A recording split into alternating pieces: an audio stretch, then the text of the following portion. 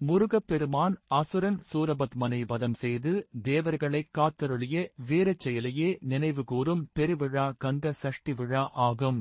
இந்த விழா ஐப்பசி மாதத்தில் வரும் வளர்பிறை பிரதமை திதியில் தொடங்கி சஷ்டி திதி வரை மொத்தம் 6 நாட்கள் அனுஷ்டிக்கப்படுகிறது. விரத நாட்களில் ஒவ்வொரு நாளும் ஒரு சிறப்பையும் அதற்கு உரிய வழிபாட்டு முறைகளையும் கொண்டுள்ளது. முதல் நாள் பிரதமை பக்தர்கள் முருகன் அருள் வேண்டி விரதத்தை ஆரம்பித்து முருகனின் சிந்தனையுடன் இருப்பார்கள். 2ஆம் நாள் துவிதியை முருகப்பெருமானின் வீரச் செயல்களையும் ஞானத்தையும் மனத்தில் நிறுத்தி வழிபடுவார்கள். இந்த நாளில் விரதம் இருப்பவர்களுக்கு மாங்கல்ய பலம் கூடும் என்பது நம்பிக்கை. 3ஆம் நாள் திருதியை முருகனின் வெற்றியை குறித்து பிரார்த்தனை செய்து நினைத்த காரியங்கள் கைகூட வேண்டி விரதம் மேற்கொள்வார்கள். 4ஆம் நாள் சதுர்த்தி முருகனின் ஆயுதமான வேலின் ஆற்றலை உணர்ந்து நம் துன்பங்களும் கடன் தொல்லைகளும் நீங்க வேண்டி முருகனுக்கு சிறப்பு வழிபாடுகள் செய்வார்கள். 5ஆம் நாள் பஞ்சமி முருகப்பெருமான் தாயான பராசக்தியிடம் இருந்து சக்திவேல் வாங்கும் முக்கிய நிகழ்வு நடைபெறும் சிக்கல் சிங்காரவேலர் திருக்கோயில் நாகப்பட்டினம். இது மிக விசேஷம். 6ஆம் நாள் சஷ்டி அசுரனை வதம் செய்யும் சூரசம்ஹார திருவிழா கொண்டாடப்படுகிறது. 7ஆம் நாள் முருகப்பெருமான் தெய்வானையை மணக்கும் திருக்கல்யாணத்துடன் விழா நிறைவு பெறும். இந்த 6 நாட்களிலும் பக்தர்கள் தங்கள் உடல்நிலைக்கேற்ப முழு உபவாசம், பால் பழம் மட்டும், ஒரு வேளை மட்டும் உணவு என விரத முறைகளை கடைபிடிப்பார்கள். மேலும் கந்த சஷ்டி கவசம், திருப்புகள், கந்தர் அனுபூதி போன்ற நூல்களை தவறாமல் பாராயணம் செய்வார்கள். சட்டியில் இருந்தால் அகப்பையில் வரும் என்ற பழமொழிக்கேற்ப சஷ்டி விரதம் இருந்தால் குழந்தை பேறு உள்ளிட்ட சகல நன்மைகளும் கிடைக்கும் என்பது ஐதீகம்.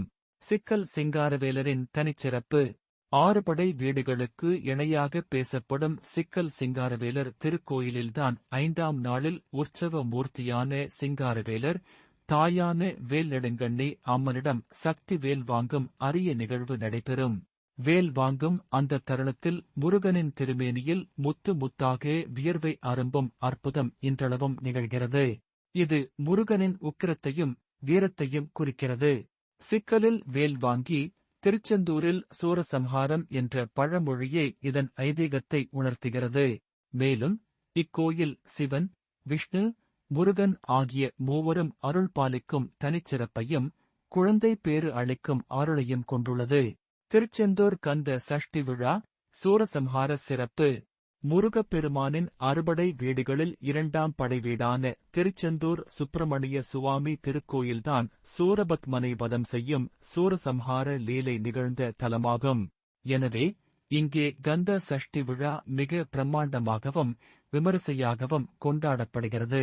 விரதத்தின் 6ஆம் நாள் சஷ்டி திதி திருச்செந்தூர் கடற்கரையில் சூரசம்ஹார நிகழ்வு நடைபெறும். அன்று மாலை முருகப்பெருமானின் உற்சவ மூர்த்தி போர்க்கோலத்தில் கடற்கரையில் எழுந்தருள்வார். அங்கே அவர் முதலில் அசுரர்களான தாரகாசுரன், சிங்கமுகன் ஆகியோரை வதம் செய்து இறுதியாக மாயையின் வடிவமாக மாமரமாக வந்து போரிடும் சூரபத்மனை தனது சக்திவேலால் பிளப்பார்.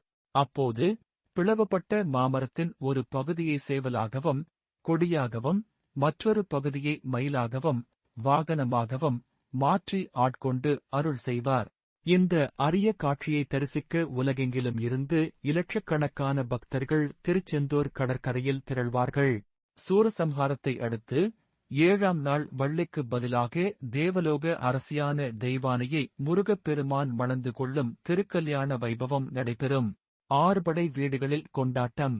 கந்த சஷ்டி விழா 6 படை வீடுகள் உட்பட அனைத்து முருகன் ஆலயங்களிலும் சிறப்பாக கொண்டாடப்படுகிறது. அவற்றுள் சூரசம்ஹாரம் நிகழ்ந்த தலமான திருச்செந்தூரில் 2ஆம் படை வீடு கடற்கரையில் மிக பிரம்மாண்டமாக இந்த விழா கொண்டாடப்படுகிறது. இங்கு 6 முகமும் 12 கரங்களும் கொண்ட முருகனின் திருக்கோலத்தை விழா காலங்களில் தரிசிக்கலாம். முதல் படைவீடான திருப்பரங்குன்றத்தில் முருகப்பெருமான் தெய்வானையை மணந்ததன் நினைவாக பெரும்பாலும் திருமணக் கோலத்தில் முருகன் வழிபடப்படுகிறார். ஞானபழம் கிடைக்காததால் ஆண்டிக் கோலத்தில் முருகன் அமர்ந்த பழனியில் 3ஆம் படை வீடு பக்தர்கள் காவடி எடுத்து வந்து 6 நாட்களும் சிறப்பு அபிஷேக அலங்காரங்களுடன் முருகனை வழிபடுகின்றனர். தன் தந்தையான சிவபெருமானுக்கு பிரணவ மந்திரத்தின் பொருள் உரைத்த சுவாமி மலையிலும், 4ஆம் படை வீடு, வள்ளியை மணந்து சினம் தணிந்த திருத்தணியிலும், 5ஆம் படை வீடு, உளவைக்கு மாம்பழம் அருளிய பழமுதிர்ச்சோலையிலும், 6ஆம் படை வீடு, 6 நாட்களும் சிறப்பு பூஜைகள் மற்றும் ஆராதனைகளுடன் கந்த சஷ்டி விரதம் அனுஷ்டிக்கப்படுகிறது.